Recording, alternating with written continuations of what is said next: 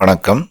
Welcome to SSN ஆன்மீகம். ராமாய ராமபத்ராய ராமச்சந்திராய வேதசே ரகுநாதாய நாதாய சீதாயா பதயே நமஹ. இந்த ஸ்லோகத்தில் ஒரு வார்த்தையும் ஸ்ரீ ராமச்சந்திரமூர்த்தியை குறிப்பதாகும். அதன் அர்த்தங்கள் தெரிந்தால் மிகவும் சிறப்பானதாக இருக்கும். அதாவது, தந்தை தசரத சக்கரவர்த்தி மட்டும் ராமபிரானை ராமா என்று அழைப்பார். அடுத்து தாயான கௌசல்யா தன் மகனை ராமபத்ரா என்று அழைத்தார். இதில் தாயின் வாத்சல்யம் நிரம்பி வழிகிறது. கைகேயி அவரை ராமச்சந்திரா என்று அழைப்பாள். பிரம்ம ரிஷியான வசிஷ்டர் ராமனை வேதசே என்று அழைத்தார்.